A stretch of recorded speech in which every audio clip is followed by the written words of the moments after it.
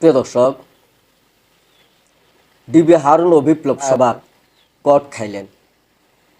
DB Harun তার বাতের হোটেলের কাহিনী তো দেশবাসী ভালো করেই জানে।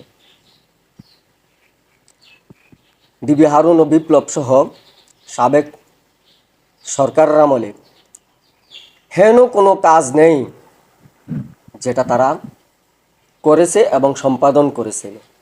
ডিবি হারুন, বিপ্লব সহ সাবেক এবং পলাতক 40 পুলিশ উচ্চপদস্থ কর্মকর্তার বিভিন্ন পদক সরকার প্রত্যাহার করে নিয়েছে। প্রিয় দর্শক, স্বরাষ্ট্র মন্ত্রণালয়ের প্রজ্ঞাপনে যে 40 পলাতক পুলিশ কর্মকর্তা তাদের পদক প্রত্যাহার করা হয়েছে, সেখানে কি বলা হয়েছে? বলা হয়েছে পলাতক পুলিশ কর্মকর্তা ঢাকা মহানগর পুলিশের ডিএমপি অতিরিক্ত কমিশনার মোহাম্মদ হারুনুর রশিদ, উপমহাপরিদর্শক ডিআইজি সৈয়দ নুরুল ইসলাম, অতিরিক্ত ডিআইজি বিপ্লব কুমার সরকার সহ বিভিন্ন পদমর্যাদার 40 জন কর্মকর্তার বিপিএম অর্থাৎ বাংলাদেশ পুলিশ পদক ও পিপিএম রাষ্ট্রপতি পুলিশ পদক তাদের এই পদকগুলো প্রত্যাহার করা হয়েছে।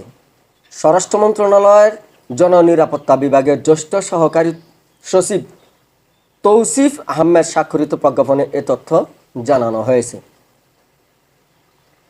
প্রজ্ঞাপনে আরও বলা হয়, ইতিমধ্যে নিজ কর্মস্থল হতে পলায়ন করায় বিভাগীয় ব্যবস্থা গ্রহণের কার্যক্রম প্রতিক্রিয়াধীন রয়েছে। এরূপ 40 জন পুলিশ সদস্যের অনুকূলে প্রদত্ত পুলিশ পদক প্রত্যাহার করা হলো। উল্লেখ্য, গত বছর 5 আগস্ট ছাত্র জনতার অভ্যুত্থানে আওয়ামী লীগ সরকার পতনের পর থেকে এসব কর্মকর্তা তাদের কর্মস্থল থেকে পলাতক রয়েছেন।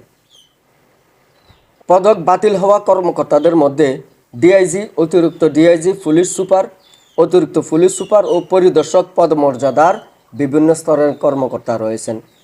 প্রিয় দর্শক, এই প্রজ্ঞাপনের মাধ্যমে অর্থাৎ 40 পুলিশ কর্মকর্তার বিভিন্ন পদক প্রত্যাহারের মধ্যে দিয়ে এই প্রত্যাশাই করব যে পুলিশ প্রশাসনের ভিতরে দেশমাতৃকার, দেশ ও জনগণের জন্য তাদের উপর অর্পিত দায়িত্ব, তারা কারো আজ্ঞাবহ না হয়ে তাদের কর্মকাণ্ড পরিচালনা করবে। এই প্রত্যাশায় আপনাদের সকলের সুস্বাস্থ্য কামনা করে এ পর্যন্তই। সকলে ভালো থাকেন, সুস্থ থাকেন। আল্লাহ হাফেজ।